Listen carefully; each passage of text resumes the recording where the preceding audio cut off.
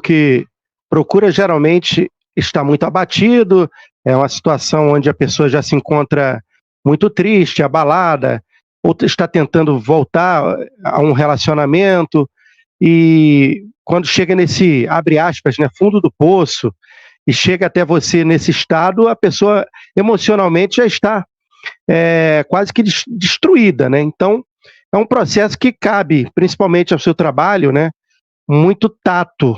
E como é essa abordagem, né, para essas pessoas que chegam até você?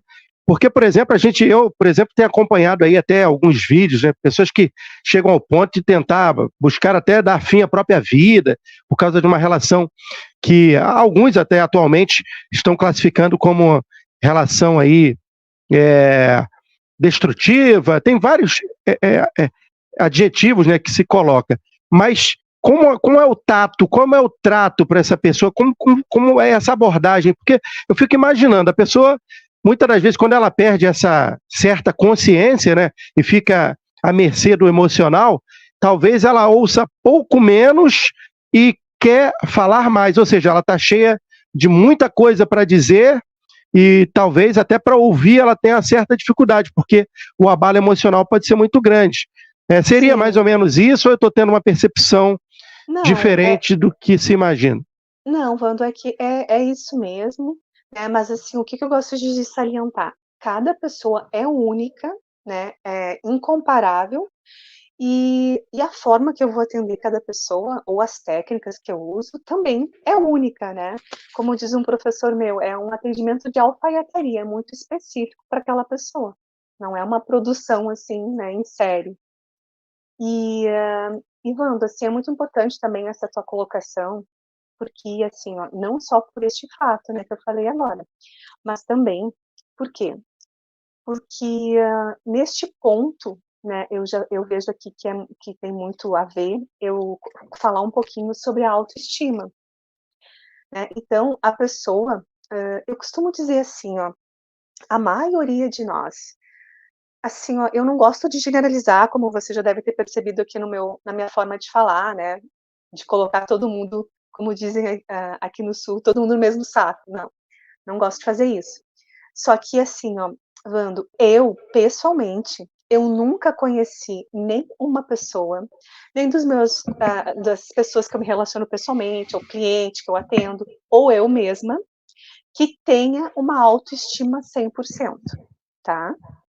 Então, o que que acontece? Quando a gente não tem essa autoestima 100%, a gente fica nesse estado, né, mais fragilizado, se submete a relacionamentos para não se sentir sozinha, ou por outros motivos, né, se submete a ser tratada de uma forma que não é a forma que aquela pessoa merece, né, às vezes, levando um pouquinho para o lado profissional. Às vezes ela fica até num tipo de emprego, com um tipo de remuneração, por ter uma baixa autoestima. Então, Wanda, olha só, a autoestima, ela afeta a maioria das pessoas e, prejudica, né, todos os pilares da vida da pessoa.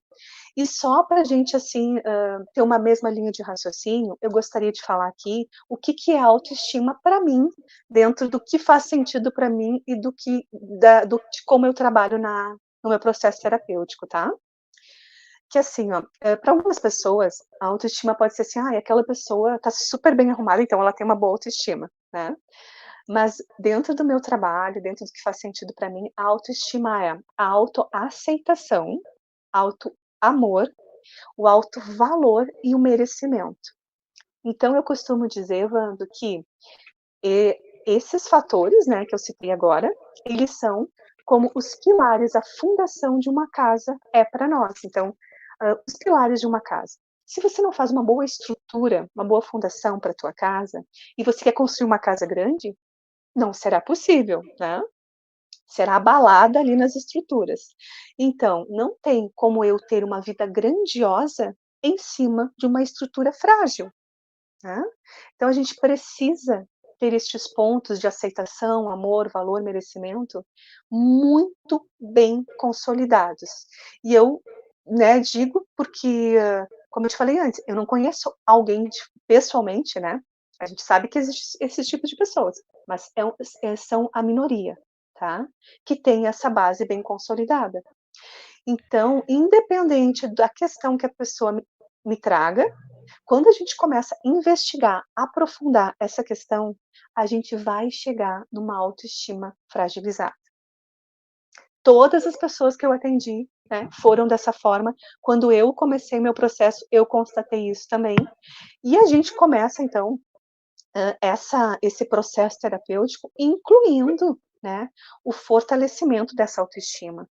Não só com as técnicas, mas trazendo a informação para a pessoa, porque isso é né, isso que eu coloquei aqui, por exemplo, nem todo mundo sabe, né, Wanda? Então é importante a pessoa, por isso que é super mega importante a pessoa se conhecer. E o que que é esse se conhecer? Eu costumo dizer assim, ó, que gosto muito de usar metáforas, né, porque como a mente subconsciente, a linguagem dela é metafórica, então eu já, até no meu dia a dia, já utilizo mais. Então assim, ó, costumo dizer que nós somos como um grande quebra-cabeça, nós temos várias peças. Só que a gente não sabe disso. A gente não foi treinado, a gente não nasceu assim sendo educados, né, para acessar esse autoconhecimento. Então, quando a gente vai conhecendo cada uma dessas peças, primeiro descobre que existe, né? Depois saber para que ela serve e depois como eu posso me utilizar dela no meu dia a dia, isso facilita muito a nossa vida, sabe, Ana? Então, isso que é o autoconhecimento, no meu ponto de vista. É eu entender dessas minhas estruturas, dessas minhas peças todas, que me compõem enquanto ser humano, né? Que isso é para todo mundo, né? Da mesma forma. E depois, aprofundar o autoconhecimento individual. Por quê? Porque, assim, o que eu desejo, o que faz sentido para mim, o que é importante para mim, o que é prioridade para mim, é diferente do que é para outra pessoa, né. Só que, às vezes, a gente vive tão no piloto automático, Wanda, né, tão assim naquele dia a dia, que a gente não para refletir. O que que verdadeiramente eu quero para minha vida, né? O que verdadeiramente me faz feliz, por exemplo.